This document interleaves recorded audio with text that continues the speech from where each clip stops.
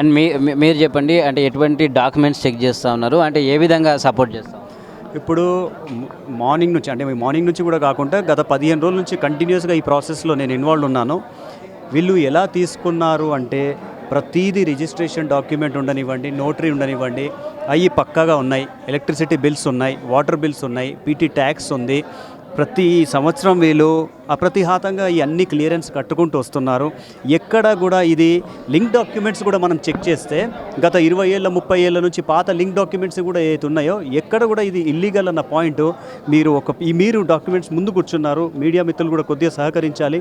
ఎక్కడ కూడా దీనికి మీరు అక్రమం అని ఇల్లీగల్ అని మనం ప్రూవ్ చేయడానికి ఆస్కారం ఒక పదంలో లేదు, ఒక పేపర్లో లేదు. అన్నీ సక్రమంగా ఉన్నాయి. సో మేము దీని ప్రకారంగా మాదొక అప్లికేషన్ ఫిలప్ చేసేసి అన్నీ ఒకసారి వెరిఫై చేసేసి మా లీగల్ టీమ్కి హ్యాండ్ ఓవర్ చేయడం జరుగుతుంది. దానికి తగ్గట్టుగా ఈ లీగల్ టీం దీని మీద వర్కౌట్ చేస్తుంది. రైట్. ఇంత పకడ్బందీగా ఒకవేళ డాక్యుమెంట్లు ఉంటే ముందు అంటే ప్రభుత్వంతో మనం పోరాడేంత, అంటే ఈ బాధితులు ఎవరైతే ఉన్నారో వాళ్ళు పోరాడేంత పవర్ ఉంటుంది. ఖచ్చితంగా 100కు 100% పవర్ ఉంటుంది.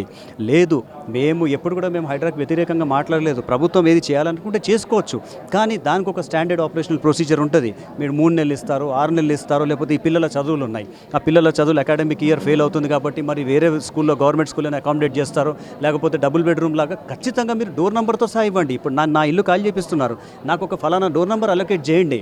నాకు 3 పిల్లలు ఉన్నారు, నా పిల్లలు ఈ స్కూల్ నుండి ఇక్కడ ఉంటే నాకు వేరే చోట మీరు 10 కిలోమీటర్ దూరం ఇల్లు ఇచ్చారు, అక్కడ స్కూల్లో నాకు కంపన్సేషన్స్ తగ్గట్టు మీరు ఒక స్టాండర్డ్ ఆపరేషనల్ ప్రొసీజర్ చేయకుండా మీరు ఓవర్ నైట్గా మార్కింగ్ చేసేసి తెల్లారి బుల్డోజర్లు వచ్చి కూల్చేస్తాయంటే ఇది ఎక్కడి ప్రజాస్వామ్యం? ఇది 100కు 100% పక్కా ప్రూఫ్లు ఉన్నాయి, ట్యాక్స్లు ఉన్నాయి, రిజిస్ట్రేషన్ డాక్యుమెంట్స్ ఉన్నాయి.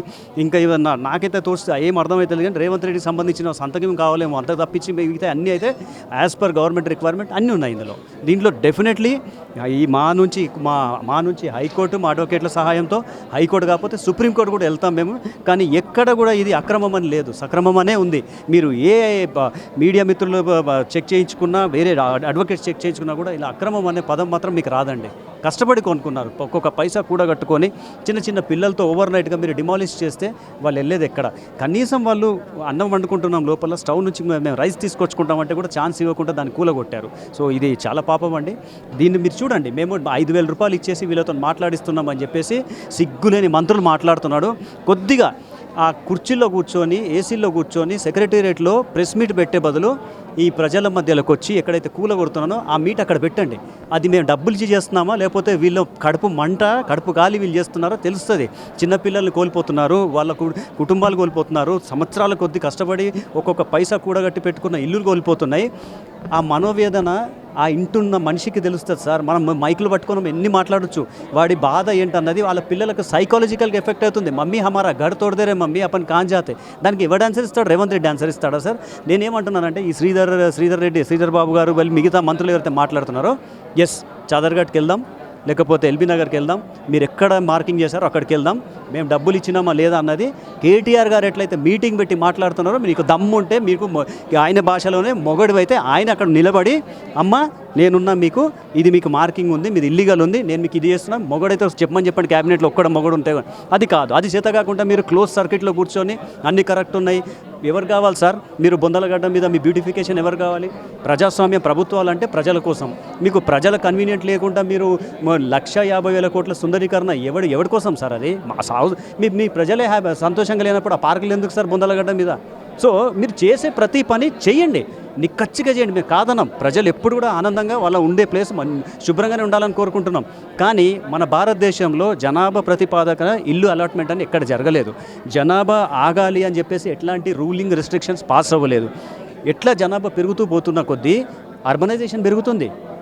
ఇప్పుడు రూరల్లో మీరు అర్బన్లో డిఫరెన్స్ ఎందుకు వస్తుంది? మీరు పాత గవర్నమెంట్లు, ఇదే కాంగ్రెస్ గవర్నమెంట్ కనుక విలేజెస్ని కరెక్ట్గా దాన్ని డెవలప్ చేస్తుంటే అర్బనైజేషన్ ఇంత పెరగకపోయేది. అర్బనైజేషన్ ఎందుకు పెరగట్లేదు? ఉద్యోగాలు లేక చిన్న పల్లెటూర్ల నుంచి హైదరాబాద్కి వస్తున్నారు, ఇక్కడ ఇల్లులు కొంటున్నారు, మీరు రిజిస్టర్ చేస్తున్నారు, వాళ్ళు ఉంటున్నారు. వాళ్ళ తప్పేముంది మాకు చెప్పండి. ఇది కాంగ్రెస్ మన దేశ స్వాతంత్రం నుంచి దీన్ని భారతదేశాన్ని ఏలిందే కాంగ్రెస్. మీరు డే 1 నుంచి తప్పు మొదలుపెట్టి మీరు ఇప్పుడు తప్పుని మీరు తప్పు అంటే అది మీదే తప్పు కదా. ఇది బీఆర్ఎస్ చేసిన తప్పని మీరు మాట్లాడుతున్నారు సార్. ఇక్కడ నా చేతిలో ఉన్నది 2003 నుంచి ఉన్నాయి. 2003లో ఎవరు గవర్నమెంట్ ఉన్నారు సార్? 2003 కేసీఆర్ గారు ఉన్నారా? కాదు కదా. సో మనం కన్స్ట్రక్టివ్గా మాట్లాడదాం. పార్టీ పరంగా కాదు, మేము యాజ్ ఎ బీఆర్ఎస్ మేము కాంగ్రెస్ని మేము పక్క పెట్టండి, మనం ఒక రియలిస్టిక్ అప్రోచ్గా కూర్చొని ఇది ఏది కరెక్ట్ ఏది కాదు అన్నది ఒక రెండు డాక్యుమెంట్స్ చెక్ చేద్దాం. మీరు ఈ డాక్యుమెంట్స్లో నేను చెక్ చేసే డాక్యుమెంట్స్లో ఇది తప్పు అంటే మేము ఈ ప్రాసెస్ ఆపేస్తాం సార్. అంత దమ్ముందా రేవంత్ రెడ్డి కూర్చొని మాతో చెక్ చేయించుకునేంత? మనం మాట్లాడాలి అనుకుంటే 4 గోడల మధ్యలో ఇష్టం వచ్చినట్టు ఎవరైనా అలిగేజ్ చేసుకోవచ్చు, కానీ పబ్లిక్లో కూర్చొని మాట్లాడితే వాళ్ళు ఎక్కడ తప్పు చేయలేదన్నది నగ్న సత్యం సార్ ఇది. రైట్. అయితే మామూలుగా ఇది మీరు అంటున్నట్టు కరెక్ట్, కొన్ని డాక్యుమెంట్స్ మేము పరిశీలించినా కూడా 2002 కావచ్చు, 2005 కావచ్చు, 1990 కావచ్చు, ఇట్లా ఉన్నాయి. అయితే మరి ఇక్కడ కేవలము ఆ ఇల్లు కొన్న వాళ్ళే బాధింపబడుతారు, కానీ మధ్యలో అధికారులు కావచ్చు వీళ్ళెవ్వరు కూడా వీళ్ళ మీద పనిష్మెంట్ తీసుకునే పరిస్థితి లేదు. దీన్ని కూడా ఏదైతే బీఆర్ఎస్ పార్టీ లీగల్ సెల్ నుంచి కోర్టు దృష్టికి తీసుకెళ్లే ప్రయత్నం ఏమైనా ఉందా? తప్పకుండా సార్, అది పరిశీలిస్తారు. ఎందుకంటే అది లీగల్ టీం చూసుకుంటుంది. ఎందుకంటే ముందుగా వీళ్ళకి న్యాయం చేయాలన్నది, ప్రజలకు న్యాయం చేయాలన్నది ఫస్ట్ ఆప్షన్ కాబట్టి డెఫినెట్లీ. ఎందుకంటే వాడేవాడో అమ్మేసి వాడు డబ్బులు వేసుకొని వాడు వెళ్ళిపోయాడు, ఈ గవర్నమెంట్ ఆఫీసర్లు ఏమో రిజిస్టర్ చేసి ఇచ్చారు, అంత డబ్బులు కట్టి కొన్న పాపానికి వీళ్ళెందుకు బాధ్యులు అవ్వాలి? డెఫినెట్లీ ఆ అధికార యంత్రాంగం వాళ్ళు రిటైర్మెంట్ అయిపోయినా లేకపోతే చేసిన వాళ్ళు తప్పులు చేసినా దానికి జవాబుదారి మాత్రం ప్రభుత్వమే. ఇప్పుడున్న ప్రభుత్వం దానికి జవాబు చెప్పాలి. లేకపోతే మీరు ఇంట్లోకి వెళ్ళి తీసుకొచ్చి ఆఫీసర్స్ మీద మీరు లీగల్ యాక్షన్ తీసుకోండి, లేదంటే డెఫినెట్లీ మేము కూడా యాక్షన్ తీసుకుంటాం సార్. రెండోది, రిటైనింగ్ వాల్ నిజాం నవాబులు అప్పటి నుంచి 1908లో ఎప్పుడైతే ఫ్లడ్స్ వచ్చాయో మీరు ఒకసారి చూస్తే ఆ రిటైనింగ్ వాల్ దాటి ఇప్పటి వరకు కూడా ఫ్లడ్స్ రాలేదు. 100 ఇయర్స్ దాటిన తర్వాత రిటైనింగ్ వాల్ ఎక్కడుంది? ఇప్పుడు మీరు లండన్కి వెళ్ళేసి మీరు ఆ నది ఈ నది అని మాట్లాడుతున్నారు. లండన్లో మీరు ఒకసారి చూడండి, ఆ నదిని ఆనుకోనే మీకు కనీసం 15 నుంచి 20 ఫ్లోర్ల ఫ్లాట్స్ ఉన్నాయి, అక్కడ అపార్ట్మెంట్స్ ఉన్నాయి. అది బఫర్ జోన్ కాదా? అది ఎఫ్టీఎల్లో రాదా? నదిని ఆనుకొని ఉన్నాయి. మరి థేమ్స్ నది అంత అద్భుతంగా సుందరంగా ఉంది అంటే నదిని ఆనుకొని కొన్ని వందల అపార్ట్మెంట్లు ఉన్నాయి. మీకు ఇక్కడ రిటైనింగ్ వాల్ ఉండగా రిటైనింగ్ వాల్ తర్వాతనే అన్నీ ఉన్నాయి కదా, కాబట్టి మీరు ఆ రిటైనింగ్ వాల్ సంబంధించి మార్కింగ్ మాకు చూపించండి, ఇది బఫర్ జోన్ అని. రేవంత్ రెడ్డి మాకు అక్కడికి వచ్చి రిటైనింగ్ వాల్ ఇంతలోపు బఫర్ జోన్ ఉందని మాకు మార్కింగ్ చేసి చూపించండి. అధికారులు రాక జస్ట్ ఒక బుల్డోజర్ తీసుకొచ్చి లేదంటే అక్కడ ఇది మన రివర్ బెడ్ అని చెప్పేసి ఎక్స్ అని చెప్పేసి కూలగొట్టే స్టాంప్ వేసి పెడితే ఇది ప్రాసెస్సా? ఇది ప్రభుత్వమా? ఇది అన్యాయం సార్. పిల్లల ఉసురు తగులుతుంది, ఇంత బండబూతులు తిడుతున్నా కూడా సరే ఎక్కడో ప్రభుత్వం తప్పు ఉంది, మనం సరి చేసుకుందాం. హైకోర్టు కూడా చివాట్లు పెట్టింది, అసలు దేనివల్ల జరుగుతుంది. సుప్రీంకోర్టు కూడా మనం దీన్ని తిరస్కరించే అవకాశం వచ్చింది. కాబట్టి ఎక్కడ తప్పు జరుగుతుంది అడ్మినిస్ట్రేషన్లో అని మీరు సరి చేసుకునే కనీసం అంత పొగరెందుకు రేవంత్ రెడ్డి గారికి? ఒకటే సైడ్గా అంత అరోగెంట్గా పేదల పట్ల అంత నిరంకుశత్వంగా ఎందుకు కూలగొడుతున్నాడు అంటే ఇక్కడ ఏంటంటే మేము ప్రజల తరఫున కొట్లాడుతున్నాం యాజ్ ఎ బీఆర్ఎస్ పార్టీ, వాళ్ళు కమిషన్ల కోసం కొట్లాడుతున్నారు, అంతే తేడా సార్. Thank you. అండ్ ఇది ఏదైతే అంటే తెలంగాణ భవన్లో పరిస్థితి, లీగల్ సెల్ పూర్తి స్థాయిలో కూడా నిమగ్నమై ఉన్నారు. అలాగే మనము ఇంకొంతమంది బాధితులు కావచ్చు, అలాగే లీగల్ సెల్ సంబంధించి లలితారెడ్డి గారు కూడా ఇక్కడ లలితారెడ్డి కూడా ఉన్నారు. వారిని అడిగి ఇంకొద్దిగా సమాచారం తెలుసుకునే ప్రయత్నం చేద్దాం.